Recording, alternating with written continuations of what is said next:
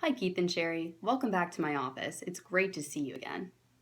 I want to talk about a very important aspect of your financial planning process, the estate planning process. I see that you've already done some work on this as you have established simple wills, and that is great. You'd be surprised by how many people come into my office and haven't started creating their wills yet. Either they haven't thought about it, maybe they don't agree with who they want to designate as a guardian or executor in the estate, and they've just kind of put it off and put it on the back burner. So I'm glad to see that you've at least started the process. To start, I want to talk to you about your wills. Your wills are extremely important, and we want to make sure that they are read the exact way that you want them. So there are three very important people that you want to think about long and hard, and you want to designate in those wills. The first of which being the guardian for your children should something happen to both of you. If something were to happen to only one of you, the other one would step in as the guardian as you are already the guardian. But say, for instance, you got in a car accident and something happened to the two of you. When we think about a guardian, we have a few things that we really want to think about for the kid's best interests. A lot of people will default to having their parents as the guardian, and that's great. As long as they're, well suited for it, they're capable, they can run around after your 2-year-old, and they're okay with running around to sporting events and have the energy and time to do all of that.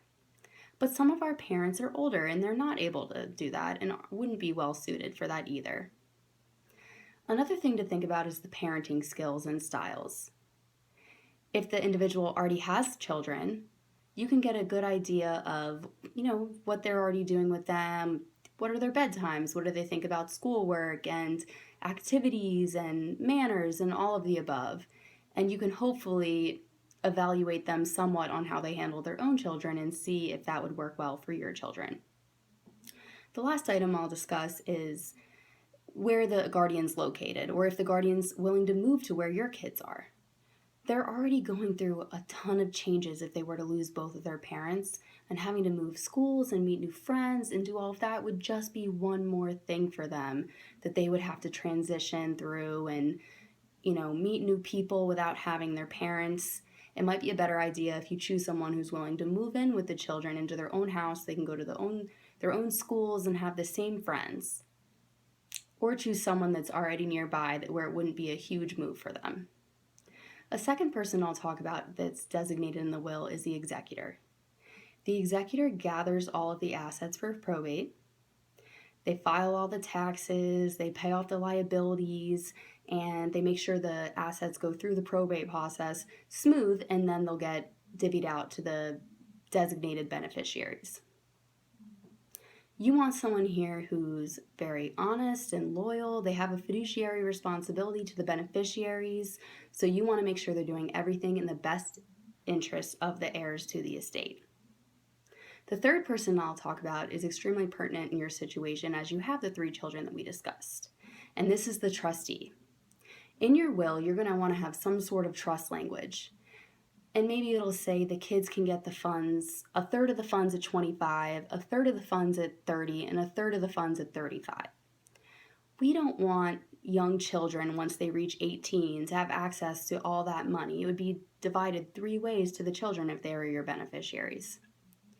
We would rather have it structured so that they get a portion at each age, and then if they're not responsible enough by age 35, what are you going to do about it? So that's another person who's extremely important, is designating the trustee. And I will comment that you may want to make introductions between the guardian and the trustee, as they're going to be looking out for the best interests of your children, as one will be handling the finances and one will be handling the day-to-day care. The next thing I'm going to talk about are the durable powers of attorney. First of all, there's a durable power of attorney of property, and this is something where you would want them to have a springing effect. What this means is if you were to become incapacitated, and that's not the same as disabled, if you were to become incapacitated, this person's power would spring to effect and they would then be able to make decisions for you. And the durable power of attorney of property makes the financial decisions for you. This is different from the durable power of attorney of healthcare. This person would make medical decisions for you should something happen to you where you become incapacitated. The durable power of attorney of healthcare is always springing in effect, so it would only go into place and the person would only assume those roles and responsibilities should you become incapacitated. These are important to have in place before something happens to you, because if you were to try to do that after something happened to you, you can't designate someone, as they wouldn't have that power of attorney role, and someone else, most likely the courts, would have to make the decisions for you. The last decision you have to make is about your living wills. Now, the living wills are a bit different than the durable power of attorney of healthcare, and people oftentimes get them confused. The way I would explain the living will is that you basically spell out in different situations, different medical situations, where it's a life-threatening injury, you're on life support, and the doctors have to make a decision. It spells out your wishes versus someone else choosing your wishes for you. And you should give copies of this to your doctors, to a hospital that you might go to, places like this that would have to make that decision for you should something happen to you. These are all very important things to have in your estate planning process. And it's a lot to think about, and can be long conversations, but it's extremely important, and I urge you to talk about it and to start drafting these documents. I am unable to draft these documents as a certified financial planner. I do not have the ability to do that, but I'm happy to work with you and a professional who is willing to help you draft those documents. One last thing I want to add is you have a lot of different assets, and on some of those assets you name the estate as the beneficiary. I recommend naming each other as the spouses as the primary beneficiary, so should something happen to one of you, the assets will go directly to one another and avoid the probate process. To do this on your retirement assets and life insurance, you just simply designate a beneficiary.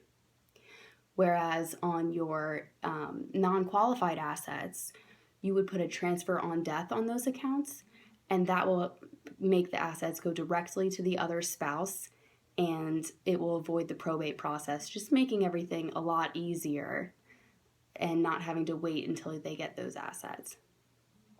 I know it's a lot to think about. It can be overwhelming, but I want you to take what I've said to you, go home and talk about it, and come up with some of those people and those documents and think about how you would want them to be constructed.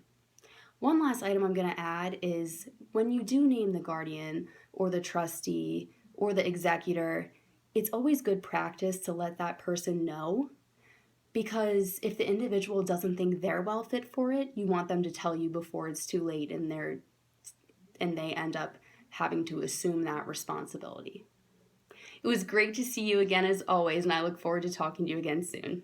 Bye.